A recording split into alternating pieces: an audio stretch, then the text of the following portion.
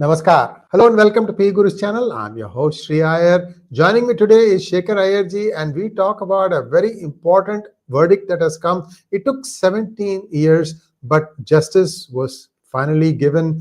But what about the people who have lost their careers? All that and more. But that's not the only verdict. There's another acquittal also we're going to be talking about. And Rahul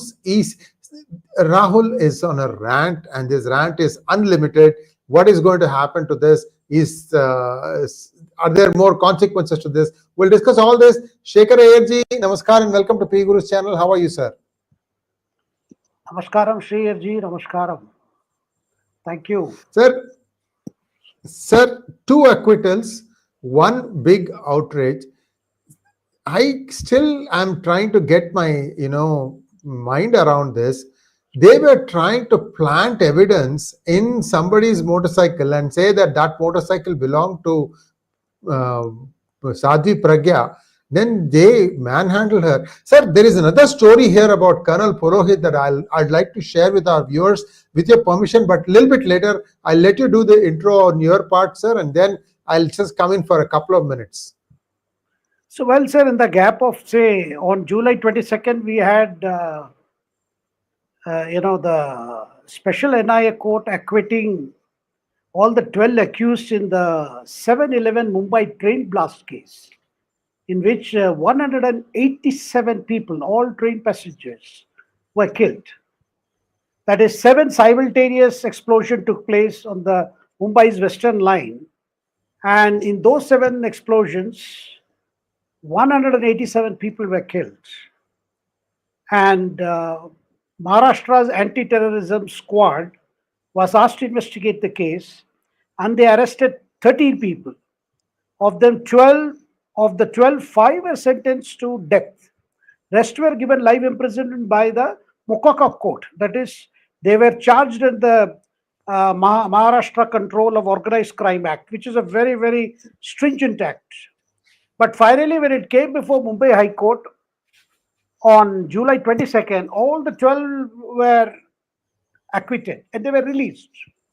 Of course, there was a lot of outrage because so many people got killed in the train, these bombings, and whatever evidence that was collected.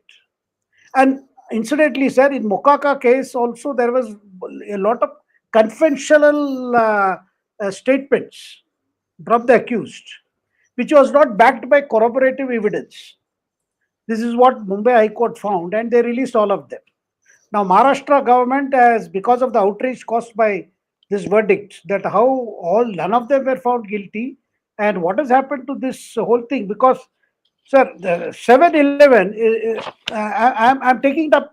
I'm mentioning it first because of the sheer number of people killed.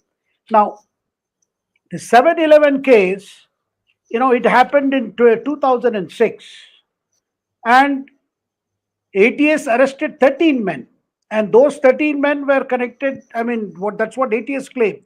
They were connected to Student Islamic Movement of India, SIMI, and also to Pakistan's 𝗥𝗘𝗙𝗪𝗓𝗍. And in 2015, a special Mokoka court convicted 12 of those arrested. As I said, 5 were given death sentence and the rest were given year. And finally, when the accused came on appeal to the Mumbai High Court, we saw that the Mumbai High Court pointing out there was lack of forensic trail, the call data records were destroyed, travel logs. In fact, the case appeared so weak before the Bombay High Court. And following the outrage, Maharashtra government appealed to Supreme Court. So Supreme Court had stayed the verdict, but those who have been released did not have to come back to jail. How is that, sir? So, because they have taken the view that, look, we are staying the operation of the verdict, but we are not asking the accused to go back to jail because we want to see the... They'll escape. They'll leave to Sri Lanka. They'll leave to Pakistan. They'll leave to Timbuktu, sir. I don't understand this logic at all. The Supreme Court says that they do not have to surrender. Now, after this verdict came, the secular, liberal, progressive, left liberal, they all, were so upset. that how these 12 people were subjected to police torture, how they have suffered, how they're, I mean, there was a narrative going on. Now, finally, on July 31st, which is the case, which is again a case where NIA court has acquitted all the accused. And this case was a reference to Malegaon blast, as it is called. And that included Sadhvi Pragya. It included Colonel Colonel Prasad Purohit. Purohit, Colonel Prasad Purohit. There was a one Ramesh, also Major General, Major retired. And this particular case refers to September 29, 2008, where an improvised explosive device which was strapped to a motorcycle detonated near a mosque. And 6 people were killed and at least 100 injured. Now, the 6 people killed, according to now Asauddin Owaisi, they were all namazis, people who had gone to the mosque to pray. And here the question is, same thing, the NIA court found there was no evidence. And many cases, the accused said they were coerced to make confessional statements. That is what has happened. And in this case, all the confessional statements were taken under extreme duress. And what we are coming to now know is that in this particular case, now Pragya Thakur is saying that she was tortured because they wanted her to name Narendra Modi, who was then Gujarat Chief Minister, and one of the ATS officer, that is Mehboob Mushawar.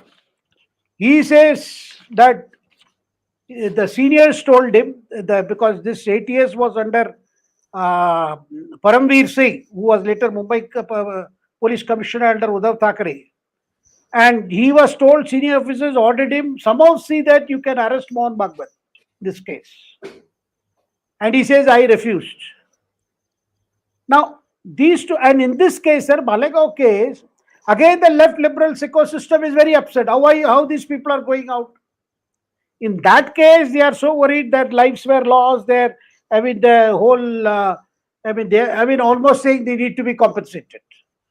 But in this case, sir, Sadhvi Pragya's case, she even, sir, you remember in 2015, see, in this case, the turn point came when in 2014, Prime Minister Narendra Modi took office.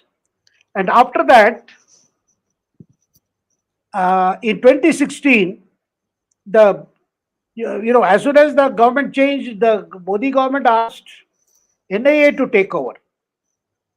And when NIA took over, they filed a supplementary charge sheet because they found some of the charges that have been made and the evidence collected by ATS so far, then, and they found that Bokaka charges cannot apply, and they also, they said that Pragya Thakur be dropped as an accused. Her name need not be.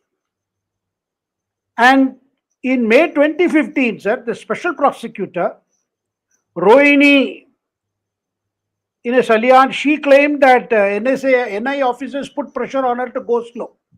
Because of change of government, this particular case did not go ahead.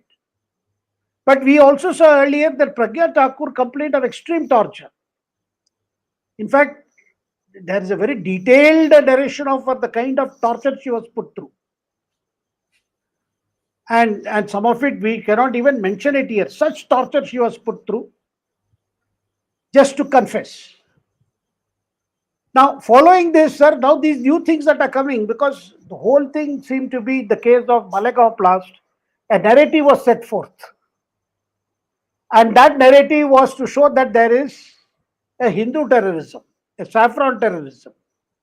Even now, Congress is willing, want to even say, don't let us not say Saffron terrorism, let us call it Sanatan terrorism. Prithviraj Chauhan the other day was saying it. Now, question is, sir, both these cases, whether the Malegaon blast or your train blast, both the cases happened under the Congress regime, and both were first probed by the anti-terrorism squad of Maharashtra government. And both the cases had communal and political overtones. Now, in Mumbai blast case, ATS built a case blaming individuals to CB, and special Mokaca court validated the ATS probe, awarding the death sentence. In Malegaon case, sir, in Malegaon case, the ATS which was under 𝗏𝗏𝗙𝗏𝗏 initially, that is in October 2008, they made the arrest of so-called alleged Hindu fundamentalists. Now, after 𝗏𝗏𝗏𝗏 was killed in Mumbai's 26/11 terror attack, after which then former ATS chief K.P. Raghuvanshi took over. And in 2011, UPA government felt that case was not moving forward. And the Congress narrative about Saffron terrorism was not gaining strength. So the case was handed over to NIA. So from 11 to 14, you saw Congress making up all those charges. And all leaders, including 𝗥𝗘𝗙𝘥𝙥, Prithviraj Chauhan, and several other leaders trying to say, no. And this was as if meant because there were a series of bomb blasts involving which Islamist fundamentalists earlier. Yeah. In order to balance that, they said, no, there is Saffron terrorism. And this Malegaon was picked up.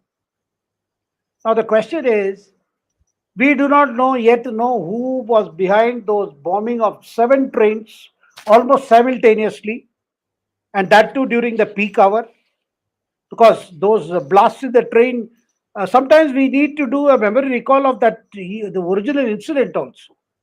And this happened in the Mumbai's Western Line, and this was so-called a pressure cooker kind of blasts between 6:24 p.m. and 6:35 p.m. This is a very peak hour in Mumbai. And total of 187 people were killed and 800 were wounded. So this opens this question, sir. Why do we feel so outraged that, those 12 people accused in the train blasts who happened to belong to the minority committee, that they suffered injustice, whereas in the Malegaon blast case, these people who were, including Sadhvi Pragya, who were subjected to all kinds of torture. And Pragya's account of her torture will move anybody. You can imagine a woman can be put to what kind of torture just to extract confession. And then in their case, it is said, no, what is happening? Now they are saying, you have appealed in the train blast case. What about this case? Now, in this case, it was already known that there was a pressure from the Congress government then on to somehow implicate them and then bring out a story that RSS, Narendra Modi, all these leaders were actually plotting this. Sir, I remember when this case started, I had an opportunity to interact with Mohan Bhagwat. And Mohan Bhagwat told me that when this case came up, I spoke to 𝗏𝗏𝗏𝗏𝗏. I asked 𝗏𝗏𝗏𝗏𝗏, is it true that really you are finding that that Hindus are turning to terrorism, taking to terrorism, they have become terrorists? This is what Mohan Bhagwat told me.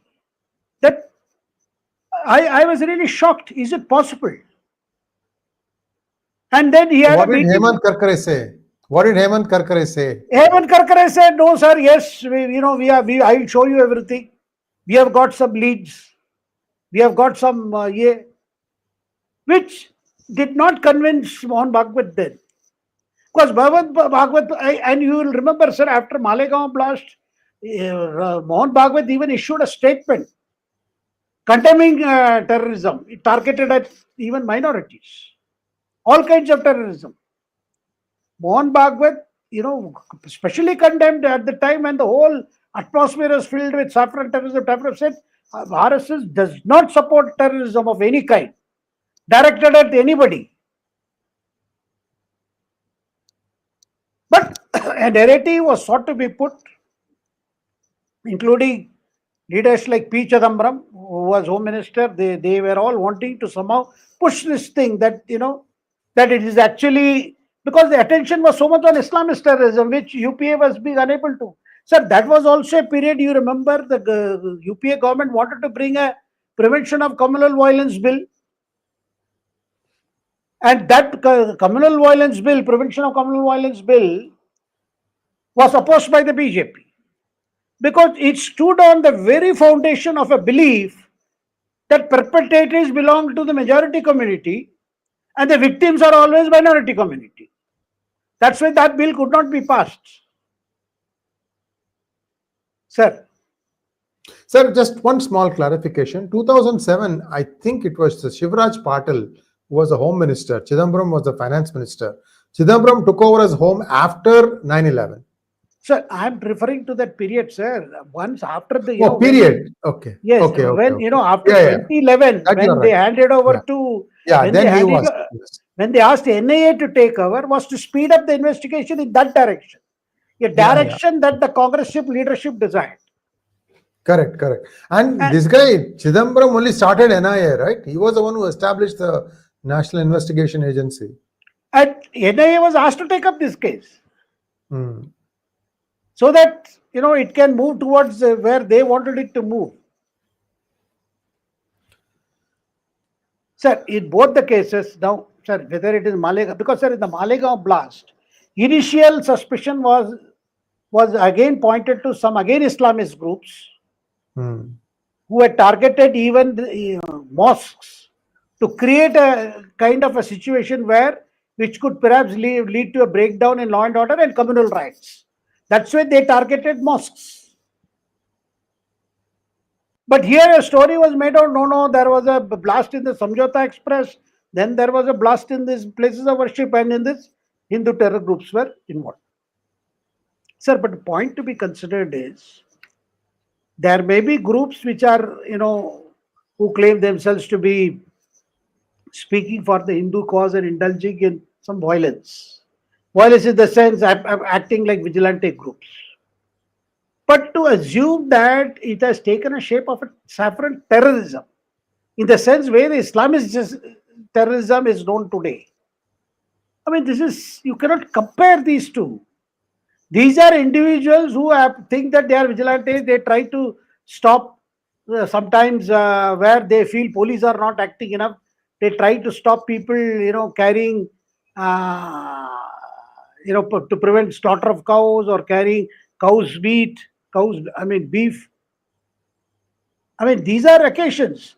But, sir, in these, to say that there are groups, and the whole thing, sir, now it is coming out, sir, in the case of Col Purohit. Sir, RB did not sack him from his job, because RB was not convinced the case that was made against him. And he was a military intelligence officer. Yes, I was going to say that, but go ahead, sir. You finish your thought and I'll tell what so he was a military intelligence officer, and we all know, sir, military intelligence, which is a wing of the army, which does its own probe and has its own intelligence network, both within the country also, and also wherever it feels a situation could arise where its intervention is required.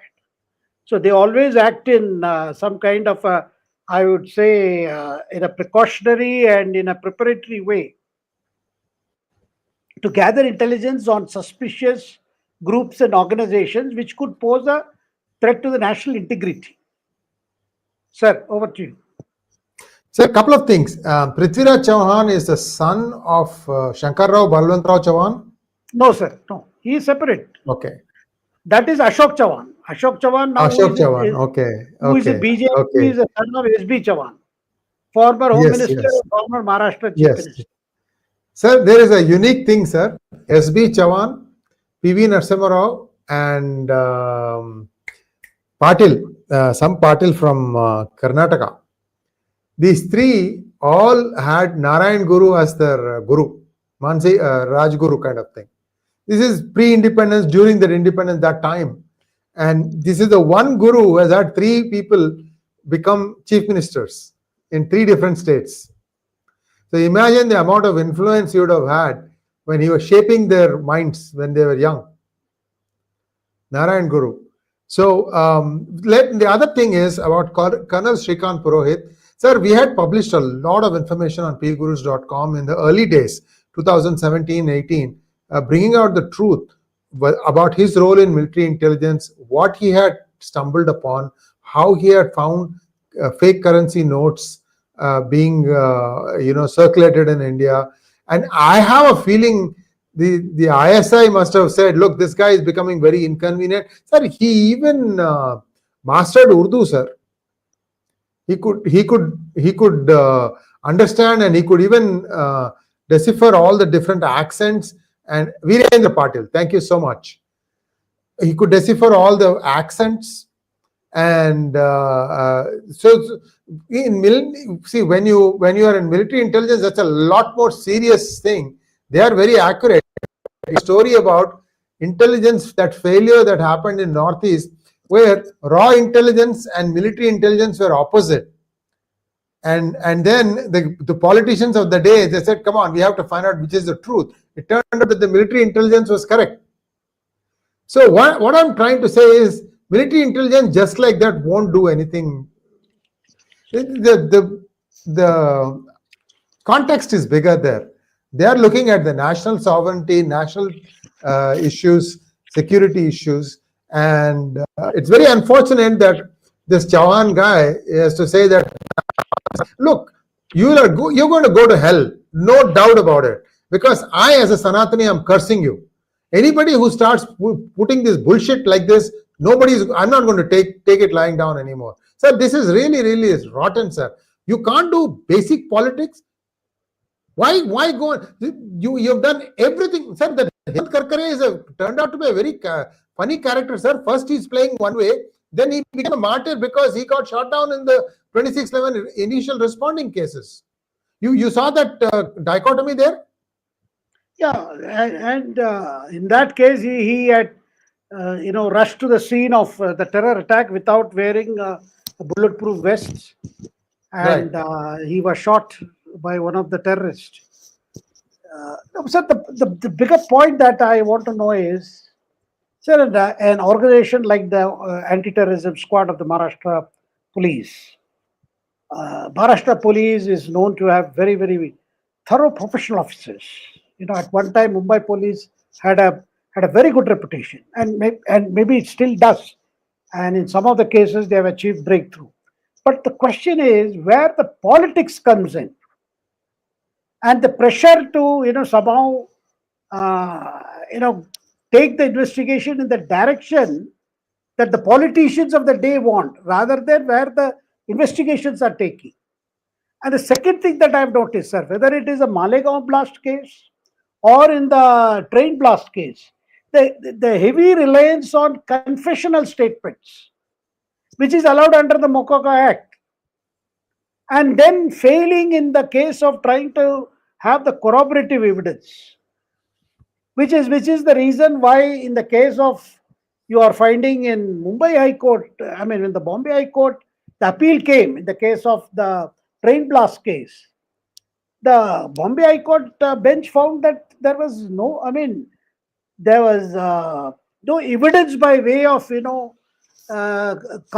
call data records to know the location of the accused, where they were then on that particular day, the linkages. Though they even found out about where the bombs were made. That's because, after all, an operation like the train blast case, in which there are 7 blasts on 7 trains, and they are all within the very short span, one after another, or one sometimes simultaneously they occur, and 187 people are killed. And till date, we do not know who did it, and those who were believed to have done it, those who conspired to do it, and they executed it. And we do not know those 12 who were acquitted by the Mumbai High Court and have been released, whether they were really the ones who did it, or there was somebody else who did it and these people are innocent. We do not know. And similarly, sir, in the case of Malegaon blast, a motorcycle, an improvised device is there, and it goes off and 7 people are killed. We still do not know who are those, who killed the 7 people, which group was behind it, what was the motive. And if it was a case of Hindu terrorism, or in the case of Hindu groups doing it, what would they have achieved by one blast there? But you can imagine the magnitude of the Mumbai blast. So you cannot compare these two. Sir, just to add to what you said about the Mumbai blast, sir, coincidentally, I was in Mumbai. I was traveling back from India to United States. I think I was there 4 days prior to that incident. And I remember reading this right after I landed there.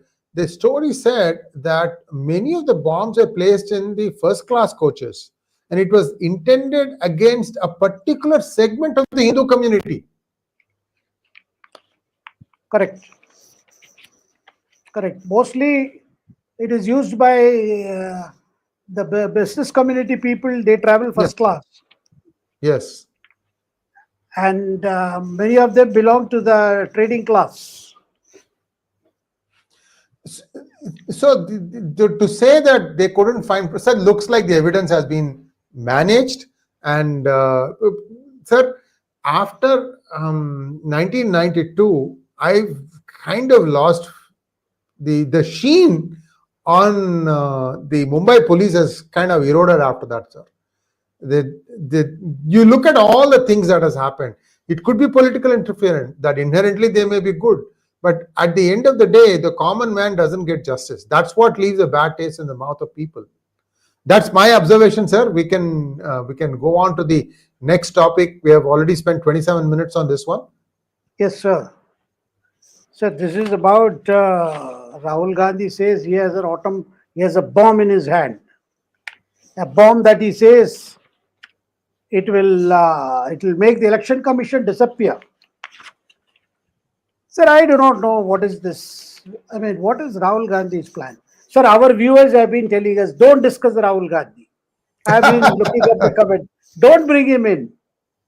He is just best ignored. But sometimes, sir, the way he has been saying it, he said it yesterday, even, as parliament session ended for the week, he came with this allegation that there is 𝗟𝗡 has indulged in theft of votes for the sake of BJP. This is a very serious charge. Of course, systematically he has been trying to question the credibility of that institution, and also to put a seed of doubt in the minds of the people about the integrity of that institution, which I would say, if it is not true, is a serious offense. And election commission has, because the previous day he even threatened it, that we will not leave the officers even after they retire.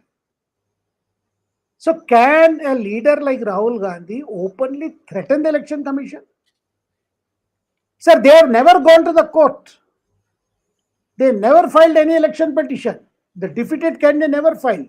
And today they had a meeting of their legal cell. And in the legal cell, he has said a lot of things. He says, this is there right from 2014. He says all LS polls, Lok Sabha polls from 2014 have been rigged. Whether it is 2014, 2019, 2024, it has been rigged.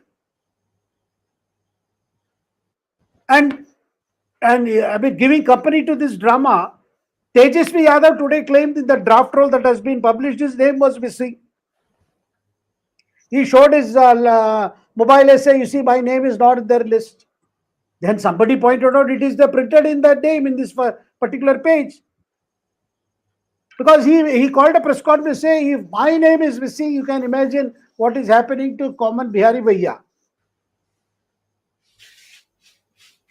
Now, this is the more saner element, right? This is the saner son of Lallu. Yes, sir. He is the leader of the opposition, sir. Now, and if he is coming with this, and today, sir, Rahul Gandhi made another big, another attempt to put his foot into his mouth. Because today he claimed that the then Finance Minister Arun Jaitley had threatened him. had told him that you should not oppose the farm laws.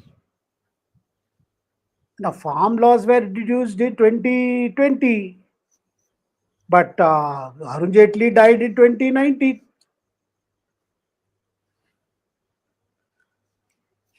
And this has become a... People are asking, what is this? Because this raised a big yes, sir. Saying that Arun Jaitley had threatened him with action if he continued taking center on the repealed farm laws. Because Jaitley's son, Ron Jaitley, today, came out and said, look, what is this? My father passed away in 2019. Farm laws were introduced in 2020.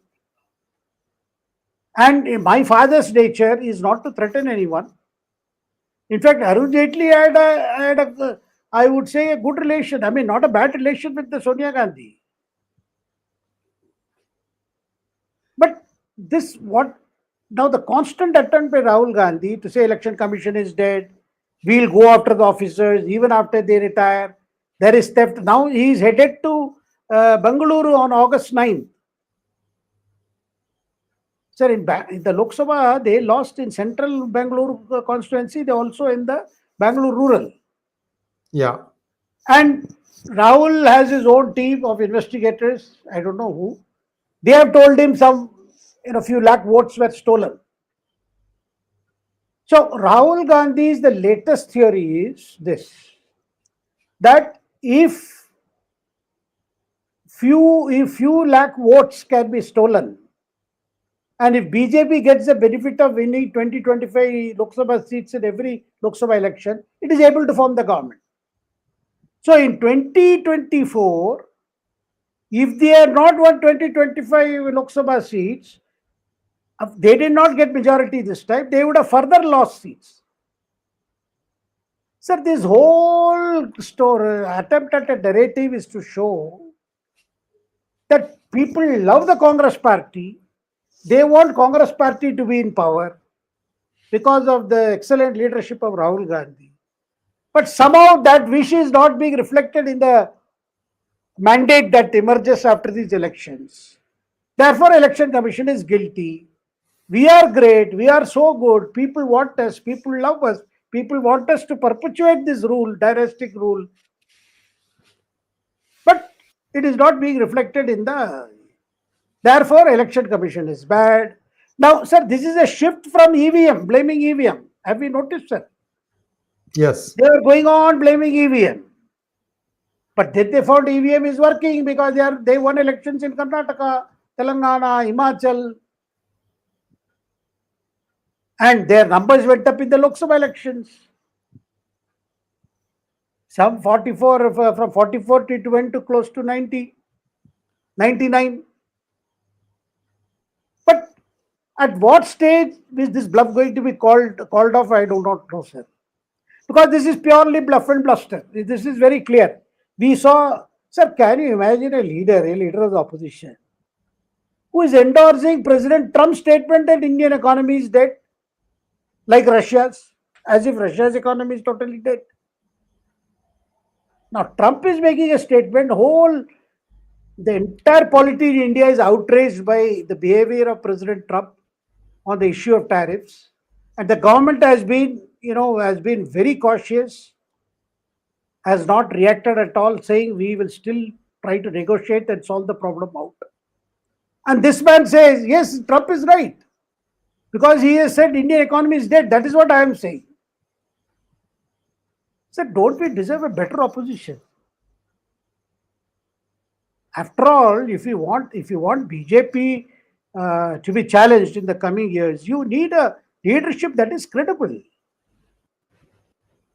You don't accept elections, you don't accept election commission, you don't accept the processing, the electoral process, you don't accept the EVM, and one day you hope to win by this very system and form the government and again retake power. I mean, does not he realize that? And sir, other leaders, nobody is endorsing openly. Today, when he made the charges today, I mean, there were so many people, Abhishek Manu Singh, 𝗤𝗏𝗙𝗪𝗏, all senior leaders were present. And how are they even swallowing this great pearls of wisdom that is coming out. And Rahul speaks with superior confidence, not super confidence, superior confidence. The feeling that, he alone knows about everything. I mean, I have never seen any leader being so confident about, whatever he's Sir, trying to say. let's look at some numbers, sir. Now the numbers have come out in Bihar about after the special investigative Intensive. special intensive revision SIR that I think the 70 lakh is the right number. It is 67 lakhs. 67 lakhs. 67 lakhs. So it's a 10% correction has been done. Similarly, it is believed that if you go and look at Tamil Nadu, where the SIR is about to happen, and in Bengal, you should get even more than that, because the average number of Aadhaar saturation there is 105%, as opposed to 94% in Bihar. So you can see the kind of impact that's going to have there. Also in Tamil Nadu, the interesting thing, sir, is 2021, the non-Tamil vote or the migrant vote was 33 lakhs, and it is expected to double to 66 lakhs now, because there has been a fair amount of migrant workforce coming in because of the need of low-cost labor workforce. They are saying that now that 𝗖𝚎 is that you will vote where you live, not where you are from. This changed the whole script in Tamil Nadu, sir.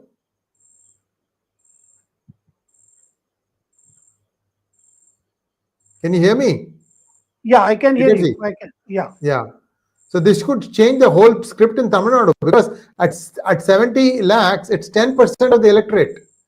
10% of the electorate will be from outside of Tamil Nadu who have migrated to Tamil Nadu.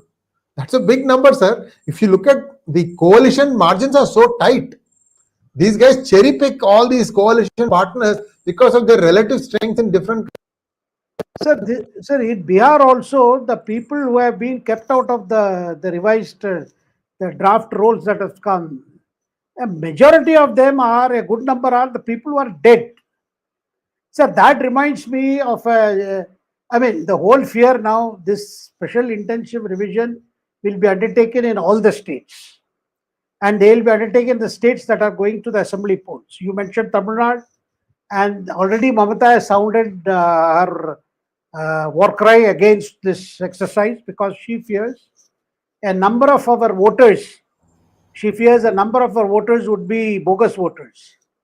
Sir, after Mamata's opposition to this, I am seeing some videos which are in Bangla, and one video is very interesting. It goes like this, where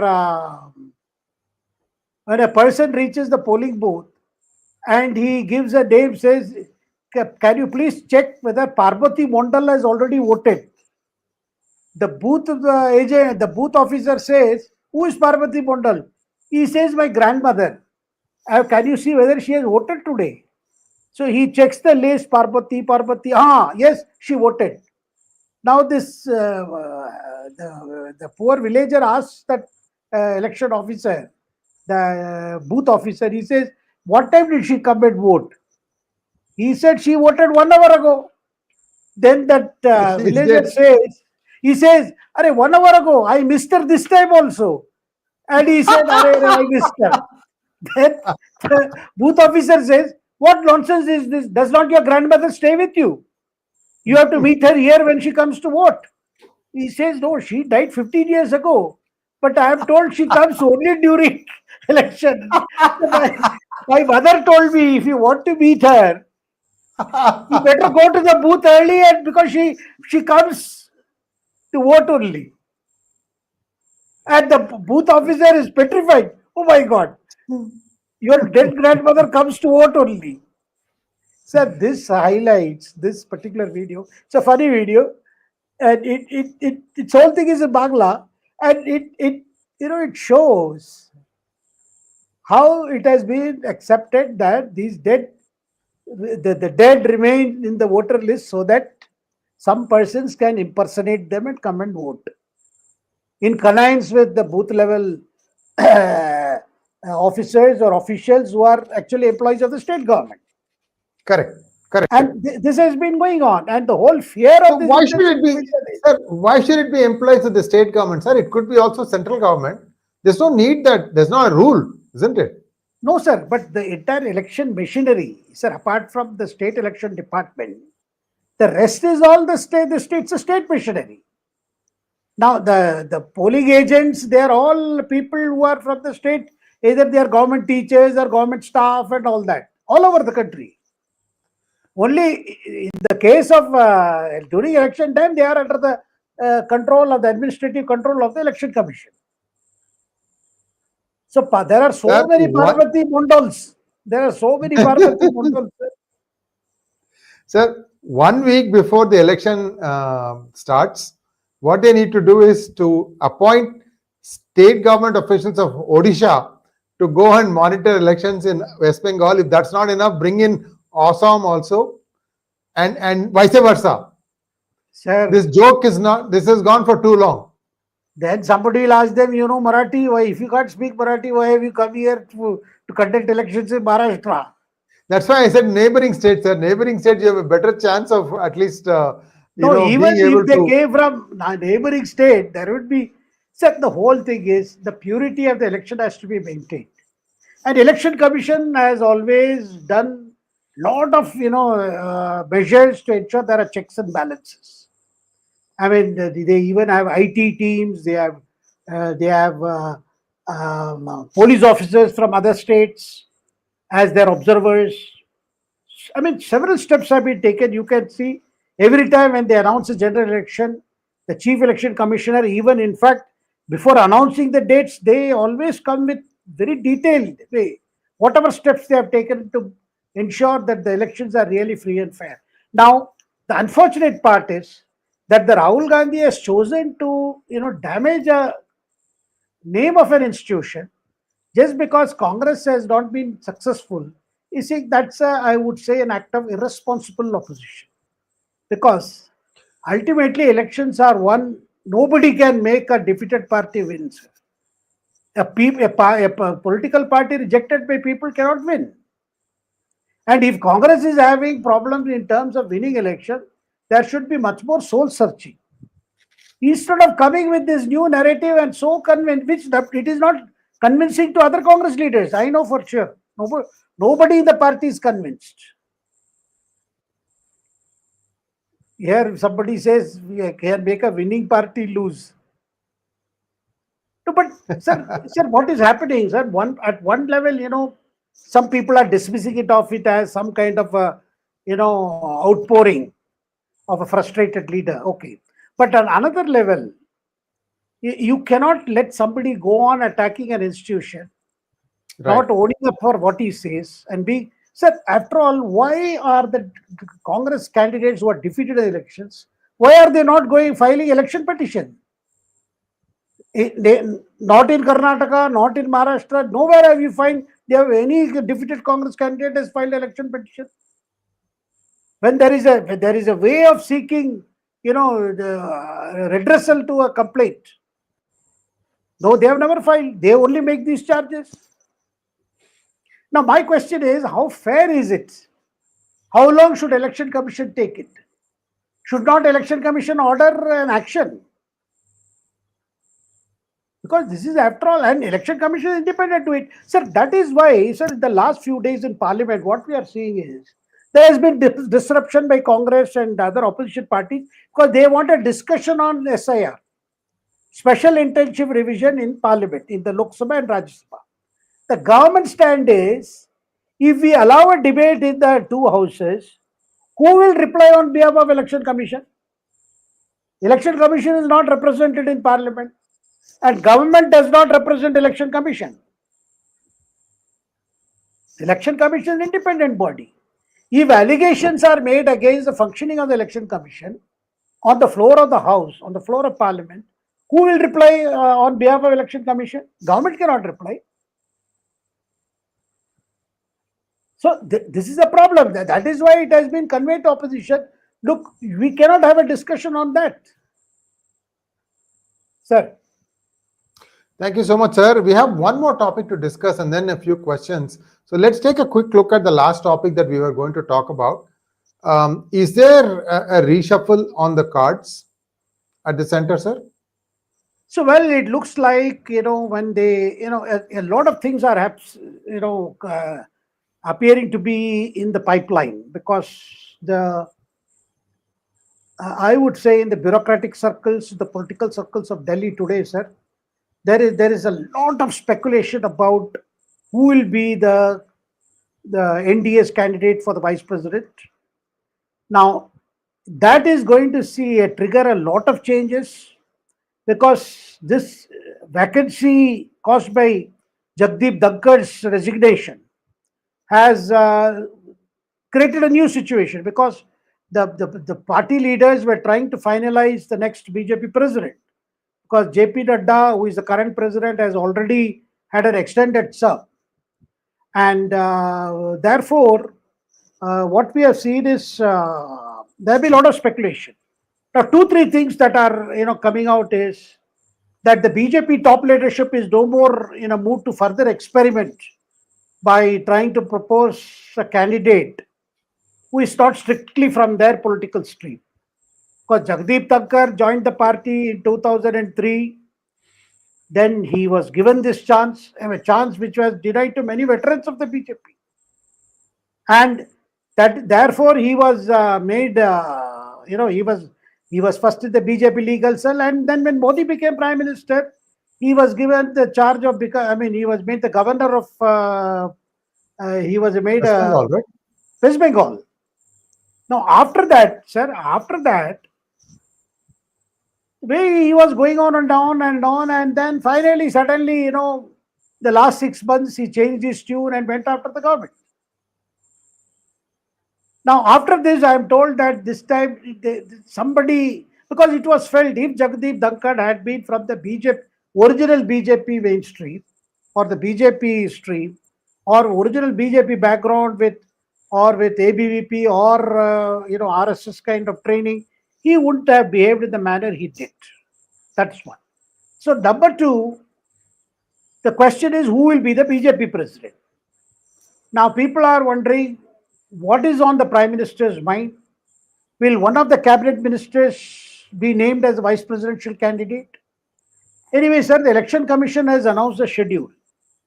August 21st is the last date for filing nomination for the post, for the vice president's post. Elections will be held on September 29th. Nominations open from August 7th. The Congress and others, they also want to, knowing that numbers favor NDA, still they want to put up a fight. They will finalize their candidate after seeing who is the BJP's candidate. Now, BJP leadership will have to have discussions with their allies, both Janata Dal United as well as Telugu Desam and other parties. And in an occasion like this, always the BJP's attempt is to see that they get more people to support them, more parties to support them, even outside the NDA fold. But the big question that is everyone is asking, what kind of changes will happen if somebody from the government is chosen to become the vice presidential candidate, and who will be the president of the BJP? Because these are all now seen as some kind of league decision. Along with that, some more governors' appointments are also due. So this is one area, and nobody wants to speculate on names for a simple reason, because Prime Minister is known to keep his choice close to his chest until the last moment when he discusses with his leaders and with the senior ministers, and the names are announced. Sir. Sir, Mohan Bhagwat ji for vice president. My choice. Well, it is your choice, but then Mohan Bhagwat ji will not leave the Sangathan to join the government. Certainly not.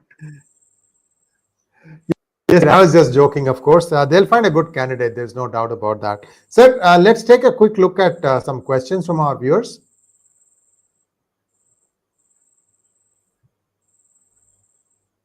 First question from Magnet Ranga. Namaste. Who is the bigger fool? One who makes stupid conclusions or one that agrees with that?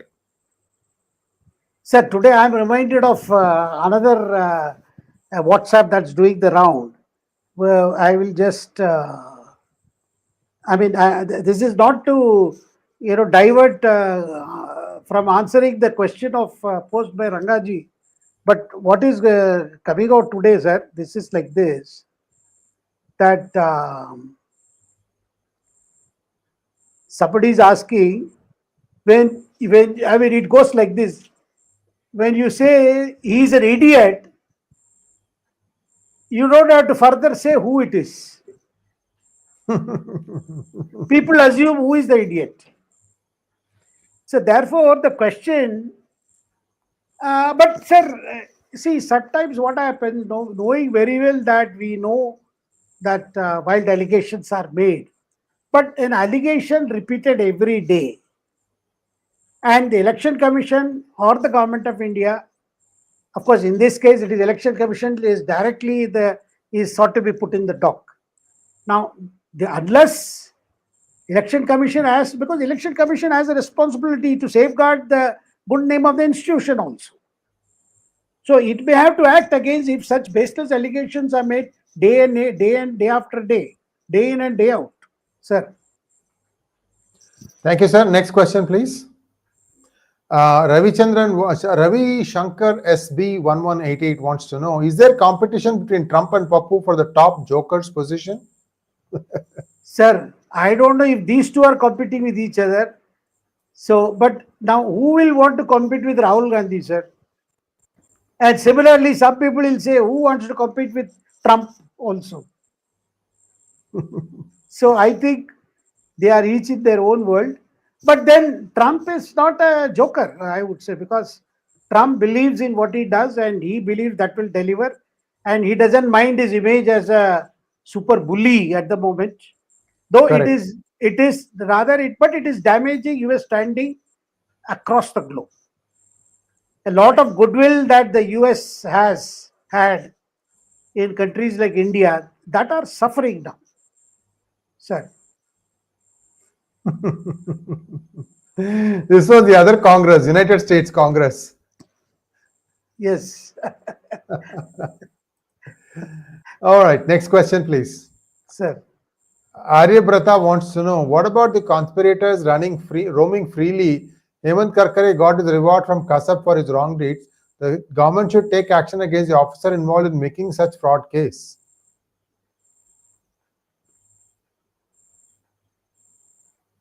No, definitely, sir. About 𝗜𝗏𝗃𝗃 is dead and gone. He died in those unfortunate circumstances. But this particular Malegaon case has to be seen because some people are demanding that the government should go on appeal. There are two aspects, sir. One, Malegaon blast occurred. 7 people were killed. Justice has been done to that case also.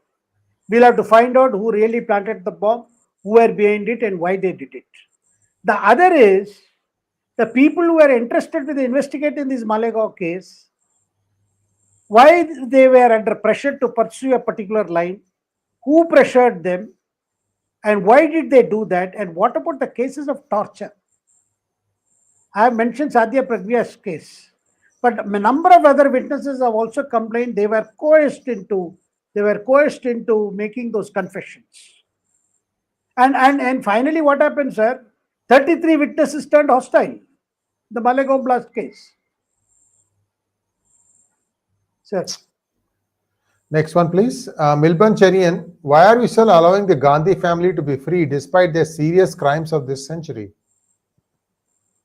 Oh, I think already the fact that 𝗟𝗏𝗏 case and the disproportionate asset case against the Vadra, all these cases are actually, could be upsetting the family now, because I am told again Robert Vadra has been asked to appear in another case this coming week. And these are all adding to the anxieties and tension of the family. Sir. Ustad Tweetuddin Chanchad wants to know, can the Prajwal Revanna judgment be used by both leftists and hard-right Hindus to corner Modi, BJP? could this lead to BJP being doomed, whether they try to save him or not? Sir, nobody has tried to save Prajwal now. He has been and he has He's been got life given, sentence now. Yeah. he has got a life term now. Nobody is going to save him, and the fact that his party, he is 𝗟𝙗𝗏𝗏's grandson. When BJP JDS had an alliance with the last elections, he was named as a JDS candidate. And people are saying, no, Prime Minister campaigned for him. He did campaign for Prajwal. There was campaign was for the alliance in Karnataka, the Lok Right. Sabha elections. Sir. RK292, sir, what is this? One guy gets life for rape. Another person has disappeared the entire family who accuse him of rape. The girl as well as the parents are all missing. And this guy roams free. You know who I'm talking about. Anyway, RK292 wants to know, Shekharji said many people whose names are removed are that of dead people. Wow, we are in a great digital world called India. Why can't we digitize the births and deaths? Sir, you may digitalize births and deaths, but the missing link is between the electoral records and some kind of a register of births and deaths. Yeah. Because So, we need to have a system. Yeah. No, I think, yes, I mean, this is a good suggestion that should be taken forward. Where in case of deaths, if the local authorities are, who are registering births. Now, births is not important till the person turns 18 years of age.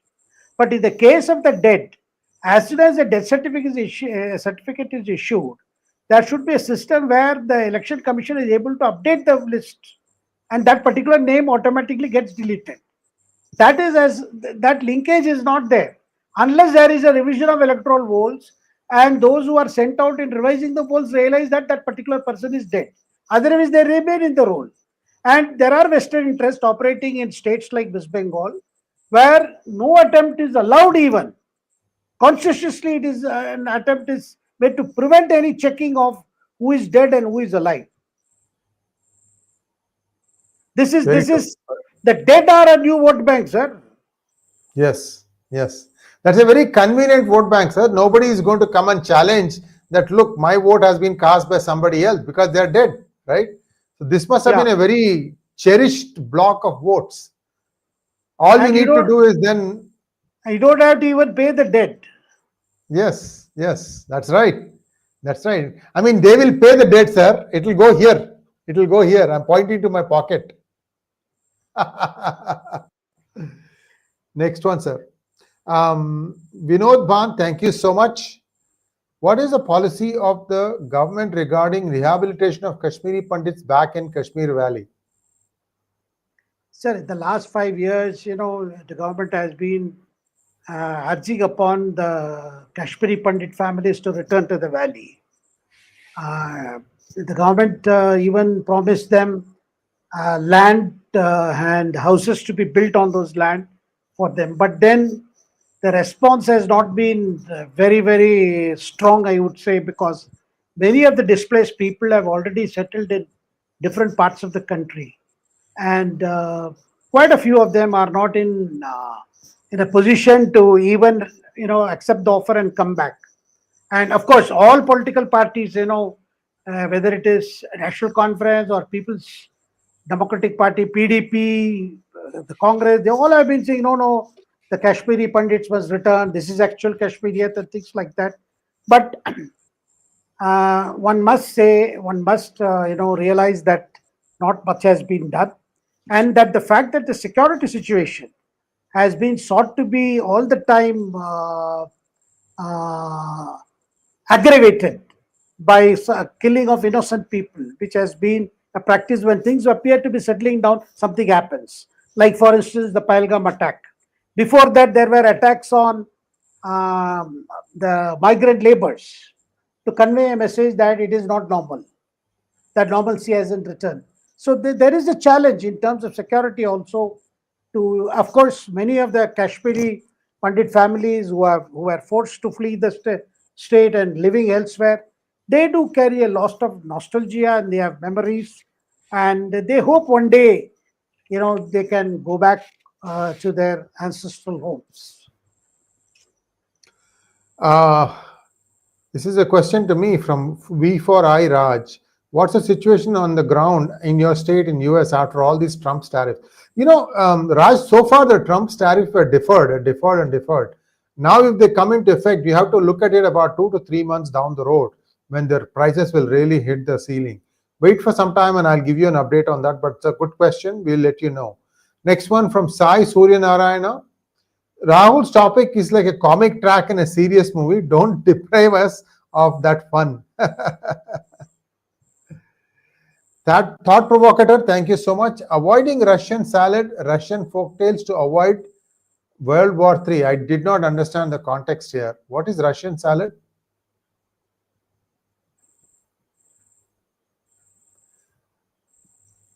Well, that comes us to that brings us to a close of today's program. Thanks for watching. Please like, share, and subscribe to our channel. Shekhar-ji, will see you again on Wednesday, same time. Namaskar. Namaskar. Thank you. Thank you, sir.